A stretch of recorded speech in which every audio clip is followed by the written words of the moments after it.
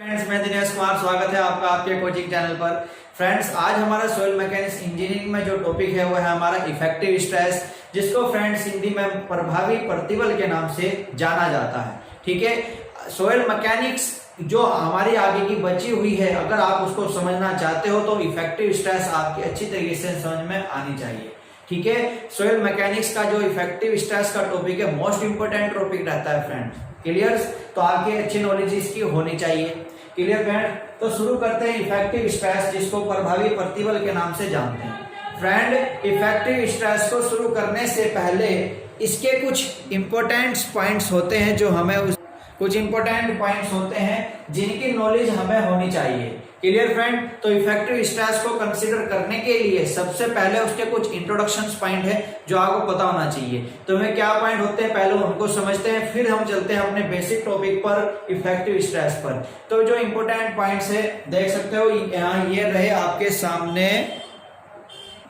तो ये रहे पॉइंट्स फ्रेंड, आपके देखना क्या कहते हैं। फर्स्ट पॉइंट आपको कहता है कि वाटर, जो वाटर होता है ये मिनरल सरफेस के नेचर पर, ध्यान से देखना, मिनरल सरफेस कणों की जो सतह है उनके प्रकृति पर, उनके नेचर पर इन्फ्लुएंस डालता है, यानी प्रभाव डालता है। ठीक है, सिंपल सी बात है, जब सरफेस का कोई मिनरल्स के कणों की कोई सरफेस पानी के कांटेक्ट में आती है तो उस पर कुछ ना कुछ तो प्रभाव पड़ने वाला ही है। ठीक है, तो प्रभाव डालता है, जिसके फलस्वरूप, कॉन्सिक्वेंटली मतलब फलस्वरूप, जिसके फलस्वरूप एडजेंट सॉइल ग्रेन के बीच, यानी कि जो मिट्टी के कण है, समान रूप के जो मिट्टी के कण हैं, उनके बीच की जो बॉन्डिंग है उसको प्रभाव पड़ेगा। सिंपल सी थ्योरी है फ्रेंड, यदि आपके पास कोई सॉइल ग्रेन्स का स्ट्रक्चर है और वह स्ट्रक्चर के जो यानी कि कण होंगे वह किसी बॉन्डिंग के हेल्प से जुड़े हुए होंगे। ठीक है, उनके बीच कोई बॉन्डिंग फोर्स लगा हुआ होगा जिसके कारण वे जुड़े रहते हैं। तो यदि अब उसके अंदर हम पानी डाल दें या वह सरफेस पानी के कांटेक्ट में आ जाए तो जो उन कणों की बीच की जो बॉन्डिंग है उस पर इफेक्ट पड़ने वाला है।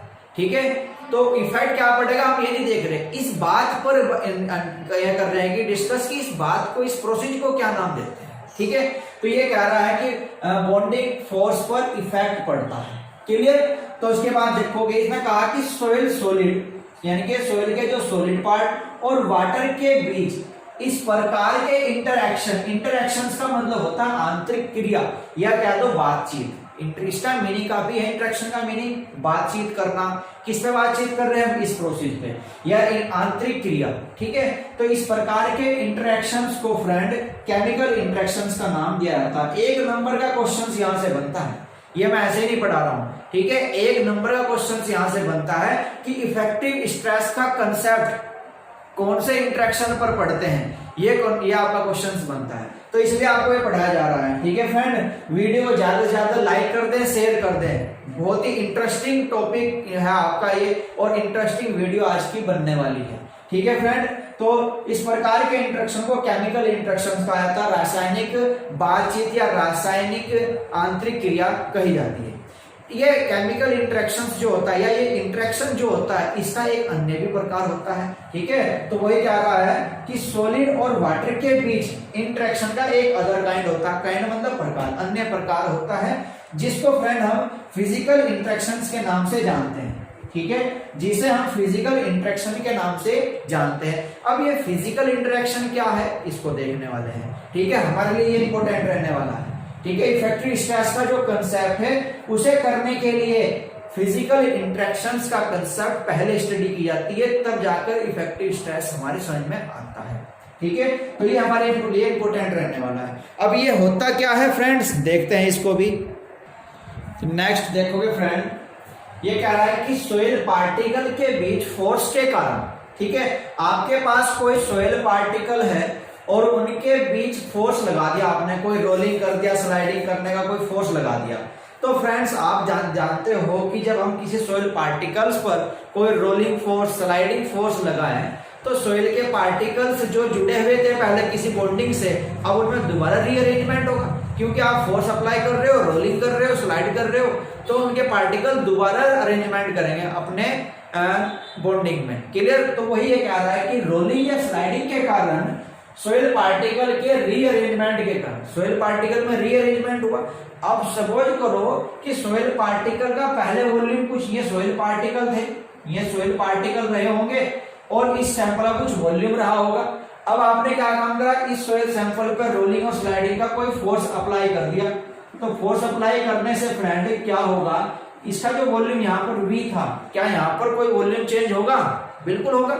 ठीक है, तो वो ये कह रहा है कि रीअरेंजमेंट के कारण सोइल स्केलेटन, सोइल स्केलेटन बोलते हैं फ्रेंड्स मिट्टी की बॉडी, सोइल की बॉडी। हालांकि स्केलेटन का मीनिंग जो होता है कंकाल कहा जाता है, मिट्टी का कंकाल। सोइल स्केलेटन का मीनिंग मिट्टी का कंकाल या मिट्टी की बॉडी बोल दो। तो मिट्टी की बॉडी के वॉल्यूम में चेंज होगा, बिल्कुल सिंपल सी बात है। ठीक है, तो जब किसी सोइल पार्टिकल के बीच आप रोलिंग या स्लाइडिंग का कोई फोर्स अप्लाई करोगे तो सोइल पार्टिकल अपना रीअरेंजमेंट करेंगे। तो जो उनकी इनिशियल कंडीशन थी और रीअरेंजमेंट के बाद जो कंडीशन है, इस दौरान वॉल्यूम में चेंजिंग हो रही होगी। ठीक है, तो वही ये बात कह रहा है कि वॉल्यूम में परिवर्तन होता है। तो जो ये वॉल्यूम में परिवर्तन हो रहा है, इस प्रकार के इंटरएक्शंस को, ठीक है फ्रेंड, इस प्रकार के इंटरएक्शन को फिजिकल इंटरएक्शन कहा जाता है, ये आप याद रखोगे। ठीक है, इस प्रकार के इंटरएक्शन को फिजिकल इंटरएक्शन कहा जाता है। क्लियर? और हम जानते हैं कि हमारा जो बॉडी पर हम लोड अप्लाई करते हैं उसमें वॉल्यूम में परिवर्तन होता है। इफेक्टिव स्ट्रेस कुछ यहीं से जुड़ी हुई है, इसके बाद डायरेक्ट हम इफेक्टिव स्ट्रेस पर ही जाएंगे। ठीक है, तो इस प्रकार के इंटरेक्शन को फिजिकल इंटरेक्शन कहा जाता है। और ये कह रहा है कि जब हम इफेक्टिव स्ट्रेस की स्टडी करते हैं, ठीक है, इफेक्टिव स्ट्रेस सिंपल सी मैं आपको बात बताऊं कि मेरे पास जैसे ये सोइल पार्टिकल थे, मैं इनके पर लोड अप्लाई करूंगा तो ये लोड इस कहीं सोइल पार्टिकल पे जाएगा, ये कहीं इस सोइल पार्टिकल पे लोड लगाएगा, ये सोइल पार्टिकल पे लोड लगाएगा, ऐसे ट्रांसफर होता चला जाता है। यानी कि इफेक्टिव स्ट्रेस के अंदर जो लोड लगता है ग्रेन टू ग्रेन, सोइल के कणों से दूसरे कणों पर लगता चला जाता है, वो इफेक्टिव स्ट्रेस होते हैं। कुछ ऐसा ही तो यही हो रहा, कुछ ऐसा ही तो हो रहा है यहाँ पर भी। तो ये कह रहा है कि जब भी आप इफेक्टिव स्ट्रेस की स्टडी करोगे उसके लिए आपको फिजिकल इंटरेक्शन की स्टडी जरूर करनी पड़ेगी। फिजिकल इंटरेक्शंस आपके समझ में आना चाहिए, तब जाकर आप आपके इफेक्टिव स्ट्रेस की स्टडी कर सकते हो। ठीक है, तो नेक्स्ट पॉइंट याद रखोगे कि जो इफेक्टिव स्ट्रेस का कंसेप्ट है, क्लियर फ्रेंड, जो इफेक्टिव स्ट्रेस का कंसेप्ट हमारा होता है ये हमें टरज़ागी ने दिया था। ठीक है, तो आपसे एक नंबर क्वेश्चन बनेगा कि इफेक्टिव स्ट्रेस के कंसेप्ट को किसके द्वारा डेवलप किया गया। तो फ्रेंड्स आप उसको बताओगे कि इफेक्टिव स्ट्रेस का कंसेप्ट टरज़ागी के द्वारा डेवलप किया जाता है। क्लियर माय और फ्रेंड्स? तो आपको ये पॉइंट याद रखने हैं। ये अभी तक पूरा जो मैं पढ़ाया है ये सभी इंट्रोडक्शंस चल रहा है। ठीक है, ये हमारा पूरा का पूरा इंट्रोडक्शन है। मैं डायरेक्टली आपको रटाने वाली बात नहीं यहाँ पे कर रहा हूँ। क्लियर? सबसे पहले इंट्रोडक्शन हम इफेक्टिव स्ट्रेस, परमेबिलिटी, कैपिलरिटी का टॉपिक पढ़ रहे हैं। ये पूरा टॉपिक किस इंट्रोडक्शंस पर बेस्ड रहता है ये आपको नॉलेज होनी चाहिए। ठीक है फ्रेंड, तो ये भी इंट्रोडक्शंस है। अब जो हमारे पास ये इफेक्टिव स्ट्रेस का कंसेप्ट है, इफेक्टिव स्ट्रेस का जो हमारे पास कंसेप्ट है फ्रेंड, ये पूरा का पूरा उस प्रकार के सॉइल सैंपल पर यूज किया जाता है जो फुल्ली सैचुरेटेड हो। ठीक है, तो आपका दूसरे 2 नंबर का जो क्वेश्चन है, इनके फर्स्ट क्वेश्चन हमारा ये बना, हमारा ये क्वेश्चन बना। अब नेक्स्ट क्वेश्चन यहाँ से बनेगा, इंट्रोडक्शन की बात कर रहा हूँ मैं फ्रेंड। ठीक है, अगर इंट्रोडक्शन ना पढ़ा हुआ होता तो ये क्वेश्चन हमारी समझ में नहीं आ रहे थे। ठीक है, तो यहाँ पर देखो कितने क्वेश्चन बनते हैं, नंबर 1, नंबर 2। तीसरा क्वेश्चन ये इफेक्टिव स्ट्रेस का जो कंसेप्ट है किस प्रकार के सॉइल सैंपल के लिए स्टडी किया जाता है, बताएंगे। अभी पूरे में हमने सिर्फ एक वाटर का नाम लिया था कि वाटर के कांटेक्ट में आने से ये सारा खेल चल रहा है। तो जब कोई सॉइल सैंपल में वाटर प्रेजेंट हो तो उस प्रकार के सॉइल सैंपल को फ्रेंड क्या नाम देते हैं? Fully saturated soil sample. क्या नाम देंगे? Fully saturated soil sample. Clear friend? तो हमारे पास जो इफेक्टिव स्ट्रेस का कंसेप्ट है फुल्ली सैचुरेटेड सॉइल सैंपल के लिए स्टडी किया जाता है, और ये कंसेप्ट 3 स्ट्रेस पर बेस्ड है। ठीक है, this concept are based 3 stress. ये 3 स्ट्रेस पर आधारित होता है। कौन कौन सी 3 स्ट्रेस होती है वे देखते हैं। फर्स्ट स्ट्रेस हमारे पास आती है total stress, second is core water pressure stress या प्रेशर स्ट्रेस बोल दो या न्यूट्रल स्ट्रेस बोल दो। ठीक है, and third is effective stress. Clear? अभी देखते हैं ये क्या टॉपिक है, इतना समझ में आ गया? ओके, तो चलते हैं नेक्स्ट टॉपिक पर। तो देखो फ्रेंड, मैंने आपको बताया है भी कि जो इफेक्टिव स्ट्रेस का कंसेप्ट है फुल्ली सैचुरेटेड सोइल सैंपल के लिए अप्लाई किया जाता है। ये तीसरा नंबर का यहाँ पर क्वेश्चन बनता है आपका, फुल्ली सैचुरेटेड सोइल सैंपल के लिए इसको अप्लाई करते हैं। Clear friend? तो ये जो कंसेप्ट होता है आपका 3 स्ट्रेस पर कार्य करता है, 3 स्ट्रेस के द्वारा ये जुड़ा रहता है। वह 3 स्ट्रेस कौन कौन सी है? फर्स्ट हमारे पास total stress, second neutral stress. अब फ्रेंड इस पे एक क्वेश्चन बनाया, चौथे नंबर का क्वेश्चन आपका ये रहा। ठीक है, चौथा क्वेश्चन आपका ये रहा कि न्यूट्रल स्ट्रेस को किसी दूसरे नाम से जाना जाता है, वो क्या है? ठीक है, तो पोर वाटर प्रेशर भी इसी को कहा जाता है, या न्यूट्रल प्रेशर भी इसी को कहा जाता है, या फिर न्यूट्रल स्ट्रेस भी इसी को कहा जाता है। Clear friend? ये आपको पता होना चाहिए। नेक्स्ट हमारे पास आता है इफेक्टिव स्ट्रेस, जो हमारे टॉपिक का नाम है। तो जो आपकी इफेक्टिव स्ट्रेस है, ये आपकी 3 स्ट्रेस है, यानी कि हमारे पास जो इफेक्टिव स्ट्रेस का कंसेप्ट है, या ये कह दो कि जो फिजिकल इंटरएक्शंस का कंसेप्ट है, वो 3 स्ट्रेस से कनेक्टेड है। कौन कौन सी स्ट्रेस है भाई? ये है। अब ये स्ट्रेस क्या करती है, अब इनको पढ़ते हैं। अब शुरू होता है आपका इफेक्टिव स्ट्रेस का कंसेप्ट लगभग। उससे पहले आपको ये 2 स्ट्रेस समझनी पड़ेगी, तब जाकर आपके खेल समझ में आएगा। क्लियर? तो देखते हैं ये टोटल स्ट्रेस क्या होती है। Clear friends? देखते हैं। तो देखोगे फ्रेंड, टोटल स्ट्रेस क्या होती है। टोटल स्ट्रेस फ्रेंड, हमारे पास ये कोई सोइल सैंपल है, ये हमारे पास एक सोइल सैंपल है। ठीक है, और इस पर हमने कोई एक एक्स सेक्शन मान लिया, एक एक्स सेक्शन मान लिया। तो आपका जो टोटल स्ट्रेस की बात हम कर रहे हैं, इस एक्स सेक्शन के अक्रॉस नॉर्मल डायरेक्शंस पर, ठीक है, यूनिट एरिया पर लगने वाले फोर्स को टोटल स्ट्रेस कहा जाता है।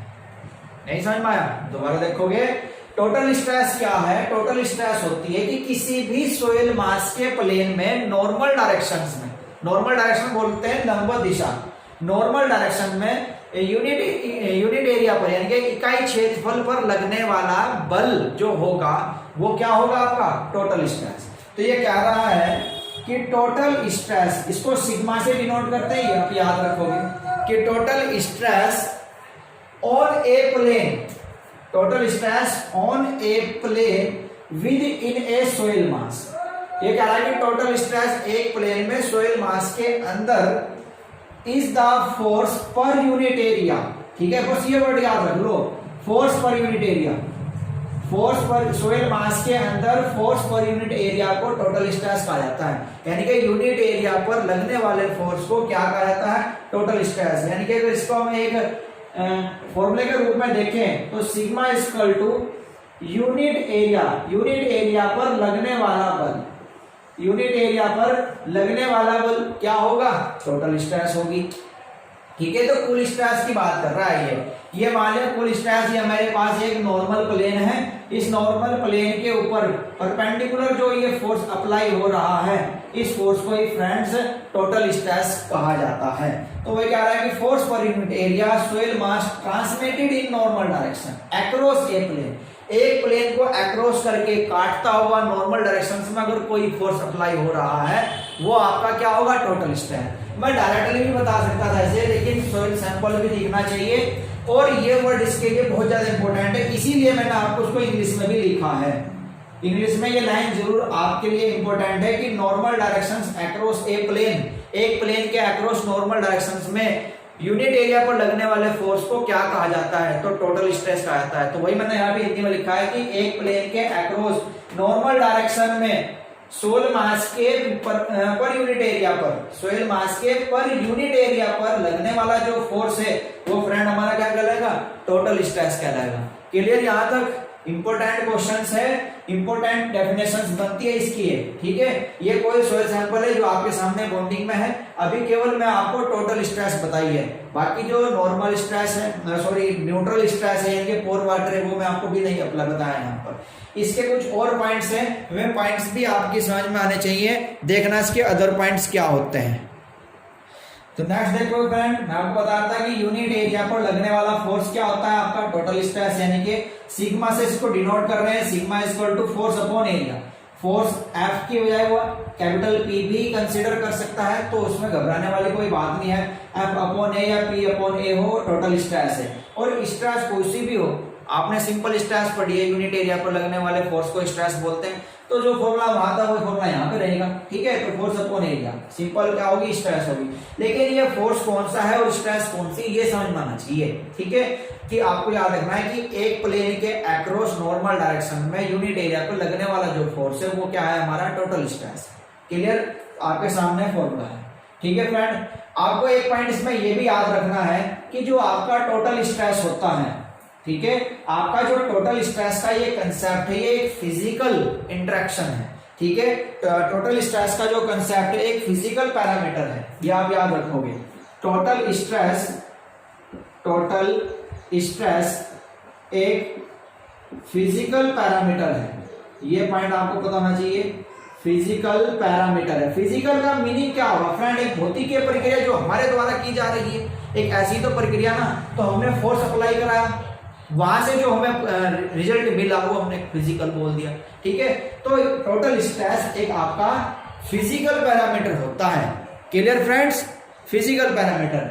इस फिजिकल पैरामीटर को हम माप भी सकते हैं, ठीक है। इस फिजिकल पैरामीटर का मेजरमेंट भी किया जा सकता है, ठीक है, किसी भी सूटेबल अरेंजमेंट के द्वारा। इस फिजिकल पैरामीटर को किसी भी सूटेबल अरेंजमेंट की हेल्प से मेजर कर सकते हैं। तो आपको याद रखना है कि टोटल स्ट्रेस एक फिजिकल पैरामीटर है, इसको किसी भी सूटेबल अरेंजमेंट की हेल्प से, सूटेबल अरेंजमेंट की हेल्प से मेजर कर सकते हैं, मेजर कर सकते हैं, ठीक है फ्रेंड। एक सूटेबल अरेंजमेंट की हेल्प से इसको मेजर कर सकते हैं। और suitable arrangement like as pressure cell, pressure cell की हेल्प से हम इसको मेजर कर सकते हैं, ठीक है फ्रेंड। तो आप याद रख सकते हो such as a pressure cell की। आप कह रहे हैं सुटेबल अरेंजमेंट की बात कर रहे हैं, सुटेबल अरेंजमेंट कैसा है, ये सुटेबल अरेंजमेंट है एक प्रेशर सेल। प्रेशर सेल की हेल्प से हम टोटल स्ट्रेस का मेजरमेंट कर सकते हैं। क्लियर फ्रेंड, तो कंसेप्ट क्लियर हुआ, टोटल स्ट्रेस क्या है, टोटल स्ट्रेस का कंसेप्ट क्लियर हुआ, ठीक है। नेक्स्ट देखते हैं अपना और वाटर प्रेशर क्या होता है, ठीक है फ्रेंड्स। जल्दी से जल्दी वीडियो को लाइक कर दीजिए, शेयर कर दीजिए, ठीक है, जल्दी से जल्दी कर दीजिए काम, लाइक करो, शेयर करो। देखते हैं नेक्स्ट कंसेप्ट अपना। देखो फ्रेंड्स, इसमें एक कंसेप्ट और समझोगे। ये कह रहा है कि when there is imposed load on soil mass, यदि सोइल मास पर कोई इम्पोज्ड लोड आ रहा हो, कोई बाहर से लोड आ रहा हो, तो टोटल स्ट्रेस कैसे फाइंड की जाए। तो देखना है, सोइल मास समझते हैं पहले।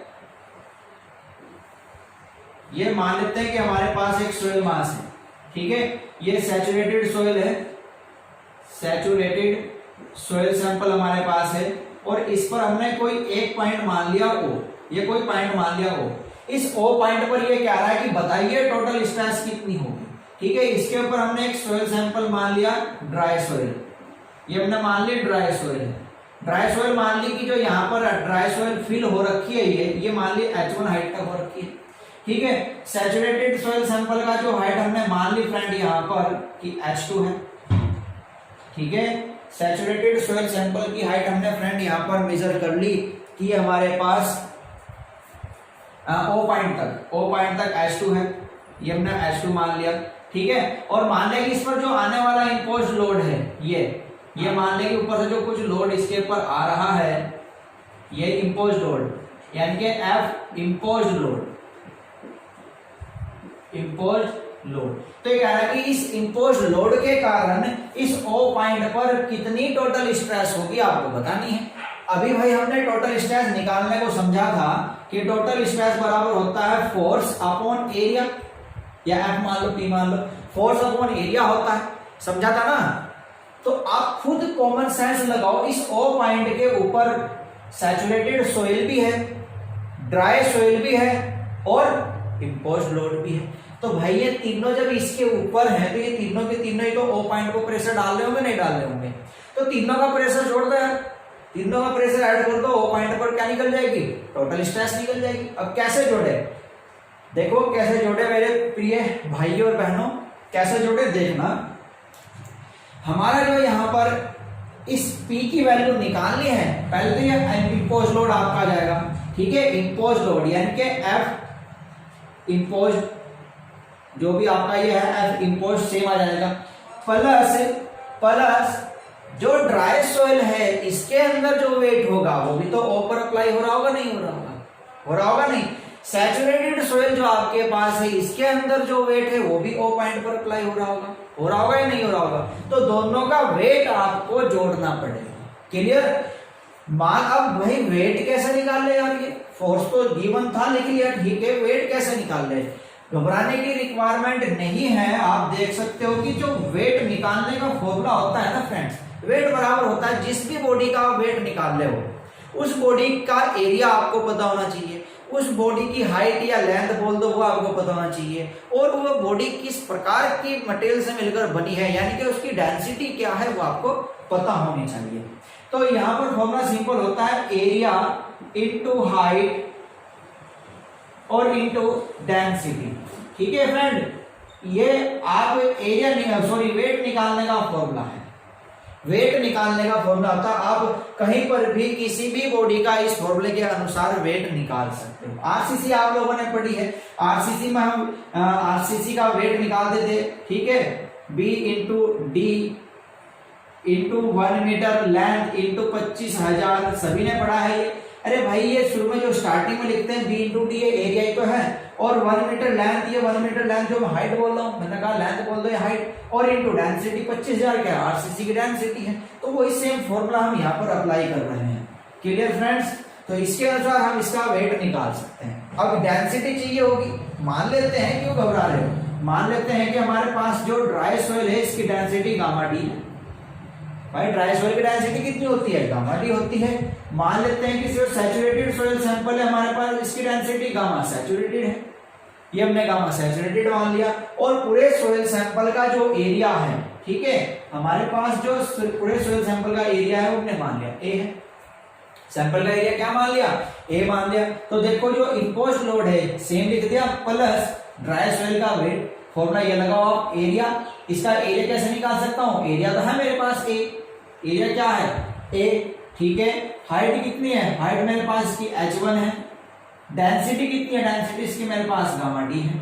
तो a into h1 into gamma D plus कर दो सैचुरेटेड सॉइल, सैचुरेटेड सॉइल का एरिया, एरिया तो सेम है a, ठीक है, और हाइट कितनी है इसकी? h2 है, और इसकी डेंसिटी कितनी है? गामा सैचुरेटेड है।